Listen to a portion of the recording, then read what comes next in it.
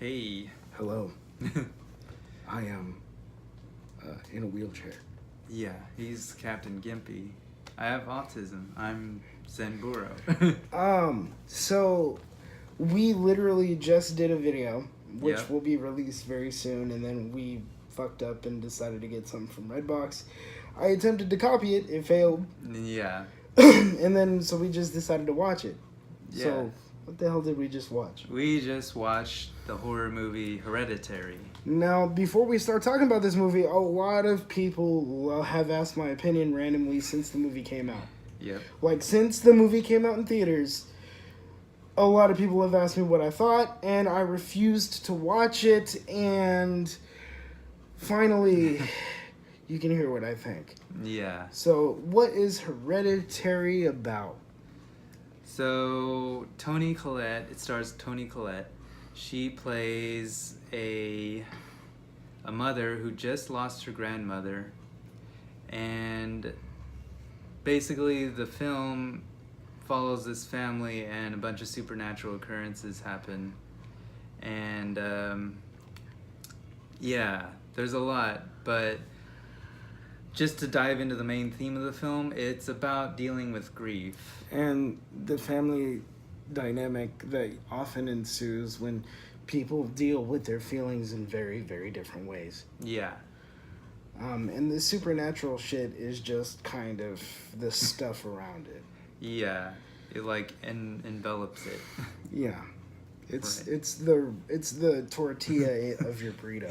Okay, it's not the meat. Yeah.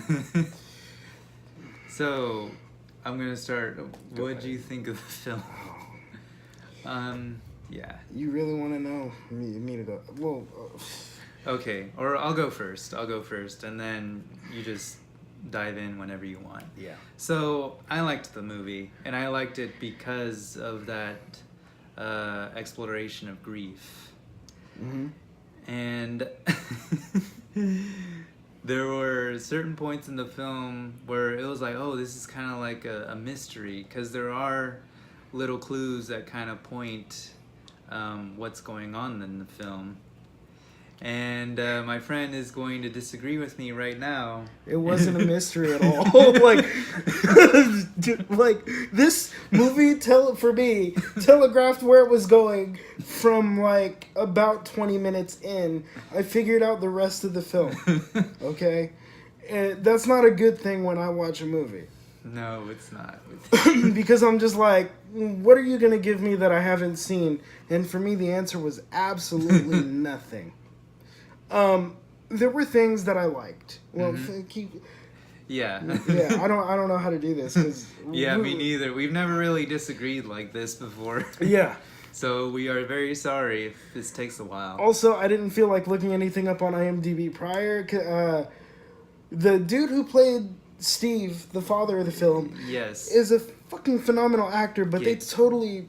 Yeah, Gabriel Byrne. Gabriel Byrne, yeah, Or Byrne. Barn, yeah. Yeah, Gabriel it's Byrne. the Irish spelling of Barn. Yeah. Okay, he's brilliant as an actor, but they completely fucked him. They underused him entirely, and Alex Wolff, who I think might end up being a good actor, he overacted to me. He cried way too much. He was not entirely believable. At some point, I wanted to punch him in the face and turn his character off. Yeah, he plays Toni Collette's character's son, and her character's name Peter. is Annie. Yeah. Peter is his character's name. Yeah. Annie is Toni Collette. Yep. And there's a point in the film where Peter goes to this party, and his mom makes him take his little sister with him, whose name is Charlie, Yeah. played by Millie Shapiro. Oh, thank you. Yeah. She was in Broadway Kids Against Bullying. She is a phenomenal actress. She won an honorary Tony for playing Matilda on Broadway. Yeah. So my problem is not with her. She was great. My problem isn't even with the actors most of the time, except the one I mentioned. Yeah. It's everything else. Right. So anyway, Charlie and Peter go to this, teenage party, probably filled with a lot of alcohol and weed and cake made Probably with... it was. It was. Charlie's also allergic to peanuts, and she eats a piece of this chocolate cake. And it had nuts in it. Yeah, and she starts having a severe allergic reaction. And she tells Peter, and Peter's driving, trying to take her to the hospital. He rushes her to the car, right? Yeah. He's driving to the hospital. Charlie, being a 13-year-old or whatever she was. Yeah, I think 13. Did a 7-year-old thing, rolled down the window trying to breathe, stuck her head out. Her brother, driving like an idiot, smashes her head into a telephone pole, I think. Yeah, after he swerved, not trying to hit a dead animal on the road. I would have run over the animal. Yeah, same here. Dead. So he swerves to avoid the dead animal, smashes his sister's head clean off. Yeah. And then drives home in shock, lands in bed. His mom finds the daughter's body in the back of the car where it was with no head. Yeah. I'm sorry, but you're a fucking idiot if, like, the first thing you do is drive home. Okay, call someone. I don't care how in shock you are. Pick up the phone, push the magic 3 numbers that we have in the United States, and they'll find you if you can't speak. I've called 911 several times. This was the dumbest shit I have ever seen. Yes, you're right, but at the same time, there are people who have... I don't give a fuck. Don't have kids. That. Don't take care of people. Don't. Just stay away from people, okay? If only people would... I'm telling you now, advice. don't. If you are one of those people that freaks out over anything, do not take care of other people. Yeah. Because that killed the film. That was step 1. You know, in a weird way, you could interpret the film as that. As, like, a tale, like a moral... But that's a bit of a stretch. Yeah. Given the rest of the film, that's a bit of a stretch, so I'm not going to do that. Because that would make me a pretentious, artsy I'm still trying to fuckhead. turn him to my side. It's not going to happen. I did not... Okay. That was step 1. All of his crying was step 2. And... Okay, I will agree with him here that I thought Alex Wolff's... character. Because he's considered a method actor, and... one of the things about method acting is there's danger of overacting your character. Because you have to put yourself in those emotional states. And I felt that he was completely overacting from, like, the crying to... Mommy! Yeah. I'm serious. He is nearly 18. He's like, Mommy, stop it! If his character was 10 years old or something, I would probably accept or that. Or even 14. Yeah. Even 14, I would have been like, alright, dude, you're fucked up. Like, something bad just happened to you. It's fine. Come on. Come the fuck on. I haven't called my mom Mommy since I was, like, 10. Mm-hmm. And that's being generous. Yeah. If you still call your mom Mommy and you're, like, about to go to college... I don't know. The other thing that killed the film was the fact that, okay, look. I have experience with the scenarios that the film plays with. Mm-hmm. And I would have preferred to not know exactly what the hell was happening in the film by the time it ended. Yeah, the film pretty much explains everything that was going on. And it takes all the mystery out. And one of the best things about horror is not knowing. What you don't know, what you don't see, what you can't explain is the scariest shit. Yeah. I'm an Alfred Hitchcock fan, so I'm biased. Yeah, he is. That is something... So even though personally I did like it, there were points in the film that I felt where they could have, like the writing could have gone a different direction. For example, we find out Annie sleepwalks a lot, and she does a lot of weird shit when she is sleepwalking.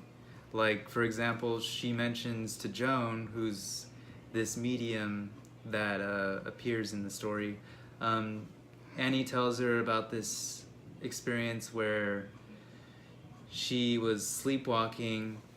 She was in her kid's bedroom when they were Oh, yeah. when they were still sharing a bedroom, And they were covered with in paint thinner, and so was she. And she had a match. She had in a her match, hand. and Lit. she suddenly woke up, and so did Peter, and Peter started freaking out. So those type of parasomnias do exist. Yeah. They're not a joke. Mm-hmm. Which brings me to another issue I had with the film. I kind of understand now why there were people in the community advocating for mental health that had an issue with it. Because the film blames all of her behavior and her mother's behavior and her father's behavior on some mental illnesses. They mention bipolar disorder, psychotic depression, and schizophrenia by name. Yeah. And so they make you think that everybody that has these conditions is going to eventually kill you. Right. That was something I thought about too, was it kind of reinforced a mental illness stigma. Yeah, and I didn't really appreciate that. Yeah. Having had many friends and I myself and shit who deal with things like that, it was... Yeah. It could have... You can do that. I'm not one of those people that say you shouldn't ever do that. But man, have some fucking nuance. Okay? We've seen all this shit before. That's the other thing. Like, you mentioned that it reminded you of Rosemary's Baby. Dude, I think that's an insult to Rosemary's Baby. Like, that is a classic, and this... It's not garbage, but it's not a classic. It's not even, like... If you've watched a lot of horror movies, I'm going to tell you right now, if you're one of those people that wants a straightforward gore fest where people die and demons pop out, stop watching movies, because you're not the kind of person I'd want to ever watch a horror movie with. Yeah. And if you're the kind of person who's watched a lot of horror movies and understands the role that they play in reflecting social phenomenon throughout the years... you probably won't like this movie because everything it does, we've seen before. Yeah, this is where we meet, is that I was looking at this film because the few people I've talked to who have seen it and were bored by it or didn't understand it were not very bright themselves. I understand his perspective because, well, he's smart and he's seen a lot of movies. I'm not smart. Yeah. Well, if you want, I can tell you the things I didn't like about this movie. Go for it. For example, I did mention that I thought it could have gone well, done something with the sleepwalking character. I thought it could have gone deeper into the experience of grief. Because grief is a very complex emotional experience, and here's which can include anger, it includes guilt, it includes let's see, help me out here. It includes depression, psychosis, even. That's what I was gonna say, right? Like, there were so many places you could have. I'm gonna spoil the movie, okay? Yeah. Basically, the grandma was in a cult, and they were trying to resurrect this demon, Pieman. Yeah. Pieman. Yeah. That's how they say in the movie. Pieman. Yeah. Like Pie Man, but it's Paimon. Yeah. Right? It's an actual demon that, they talk about back in the Middle Ages. Right. There's a lot of places to go. Right. But what did they do? They went with the most obvious and had the thing that you're afraid of actually be what's real. Yeah. And they do it in the shittiest way possible. So I guess what I'm trying to say is there's actually a lot of fertile soil in this film, but none of it gets tilled. Except one thing, and it's the one seed that everybody expects. Yeah. And I'm sorry. I'm going to put this out there. I've insulted my viewers a lot this video. But if you watched this movie and you didn't understand it, there are a lot of videos to explain it. Yeah. And I'm not going to explain it, but there are a lot. Hell, the special features doc on the DVD explains the entire point of the and film. And honestly, I knew exactly what the writer of the film, Ari Aster, was going to say before he opened his mouth. Mm-hmm. I did. Yeah. So for me, this movie was a fucking dud. Look, I've had the weird dreams that are nested with the family arguing and a shitload of tension. Someone dies. Yeah. And you don't know if you're awake or asleep. I've been through that already. This is not scary to me. Like, my actual dreams are scary as shit. Yeah. This was like watching Pee-wee's Playhouse. See, for me, I haven't had dreams like that. But for what it's worth, I will say that if you haven't seen a lot of horror movies, and if it's because you think there's going to be a lot of jump scares and stuff, I would actually recommend this film because there is some drama, but don't expect like a very complex drama. Yeah, it's not that complex. Yeah. For me, I characterize this as a combination of the Amityville Horror, whichever one you want to reference, it doesn't really matter. The Exorcist, in terms of the family tension, Yeah. and how they kind of turn on each other and turn inward. Maybe Poltergeist, even, now that I think about it. Yeah. What's the Paranormal Activity Paranormal 3, Activity. which was actually one of the worst in the entire series. Yeah. But they do a lot with the occult and Yeah. all that crap. They do a lot of that. So if you've seen those movies, you could safely skip this. Like, I'm not Yeah. even gonna play. Like, I will say there was a lot of hype around this film, like when it was in theaters, and I will say that it can kill a film. it Because did. because the reviews were like, oh, scariest horror movie since. Or this isn't a real horror movie because it wasn't what I expected because there was no gore and there were no demons popping out. Like, I've gotten that too. Mm-hmm. And if you're that kind of horror fan, like, no offense to you, but that's not all horror is. Yeah, horror is a lot deeper than that. Yeah. That's never been the way I've looked at horror. I've seen way more horror movies than I can even name. Like, I would literally... Dudes, I need you to understand something about me and why I hated this movie so much. Because I did. I thought it was... Okay, here's the thing. I thought it was well done. I thought there are not a lot of films like it out right now. Yeah, which was what I was saying. And I agree. Yeah. I totally gave you that. Cause, like, that's how I was looking at this film. What else? There aren't a lot of movies out there like this right now, which is what makes it any good. Yeah. But if you have seen...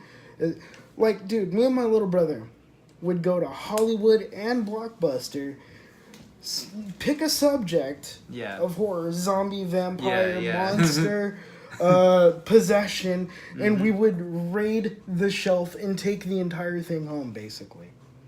And we would watch them all.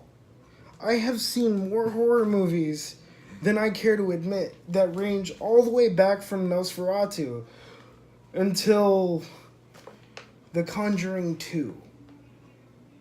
Yeah. So, nothing in this movie surprised me. Nothing. And that's why. Because I've seen all that shit. He's seen the Matrix. And so for me, this was just about, okay, I know which pattern this is. They're going to go here. Yeah. And then they're going to come back to this. Oh, they injected this in there. Okay, like, I know where this is going. Like, it was no good. I was like, give me more. Like, okay, there were times in this movie, there was a scene where the mother finally unleashes some of her rage I thought that was at her son. That was a brilliant fucking scene. And, you know, that was a scene where I thought, like, oh, this movie's going to go in this cool direction. And it didn't. Exactly. Because there is an unresolved issue between the son and the mother.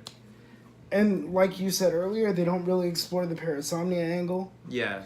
Which could have brought wonderful story potential. Yeah. They didn't even delve into the husband's psychology. Like I said, Byrne's character is entirely underutilized. Like, it's such a shame because he's so good.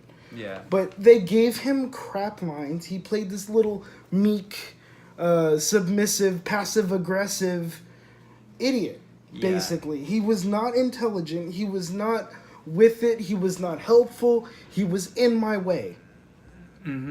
As a viewer, he was in my way as a character. Yeah. Nothing against the actor. He is god awesome. Yeah.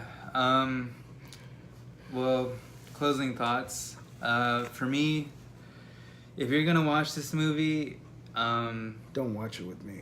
Don't watch it with him. Another thing I will add is don't believe the hype. Forget everything you've heard about this movie and just watch it. Because if you go in trying to watch this movie and you're expecting like nuances and like, oh shit, the greatest horror movie, you're going to be completely disappointed. Honestly, and it's going to kill it.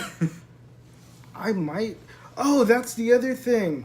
If you want to watch movies that deal with grief and like internal psychology, watch Oculus and The Babadook. Those are better movies. I'm sorry.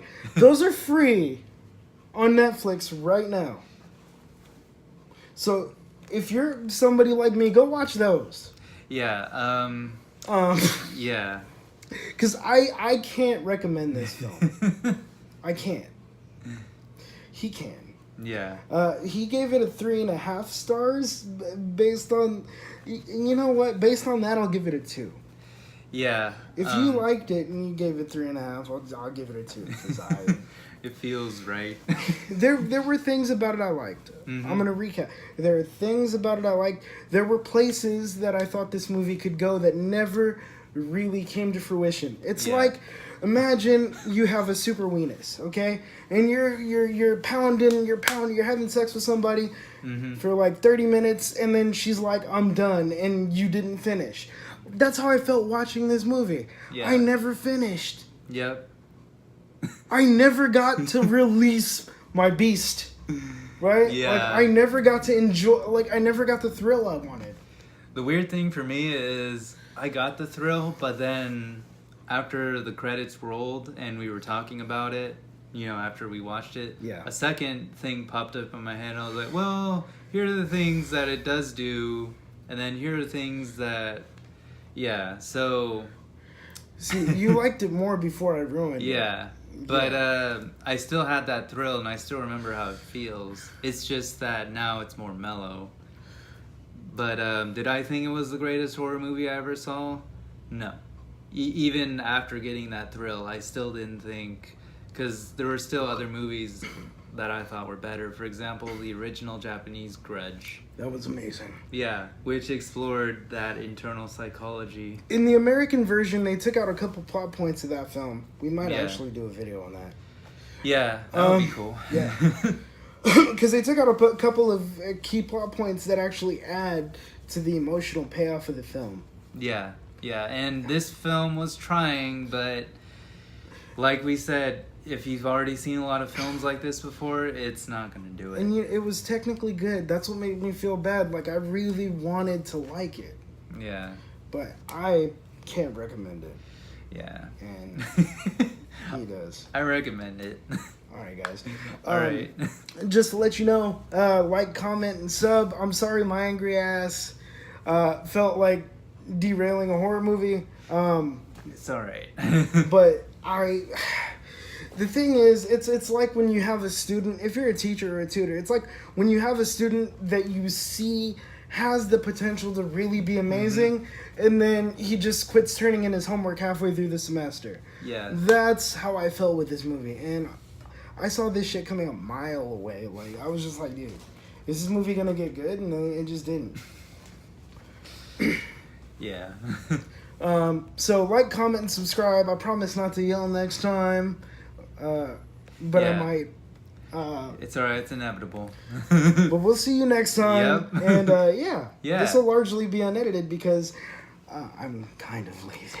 Yeah, well, it's interesting because this was probably one of the few where we did disagree. It was a pretty big disagreement. I actually wanted to capture more of that on camera, but you wanted to be more refined.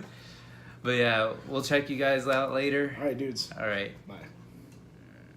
What's up, guys? You have just finished watching our review of Hereditary. I know I was a little harsh on that movie. But for me, with horror, here's the thing. By the time I finish your film, I have to feel uneasy in some way. And it doesn't matter how you get me there. It just matters that I get there, and this movie didn't do that at all. It didn't make me contemplate a damn thing that I haven't already thought of myself, and that's why I felt the way that I did about the film. But if you like what we do, like, comment, and subscribe, and we'll see you at the movies.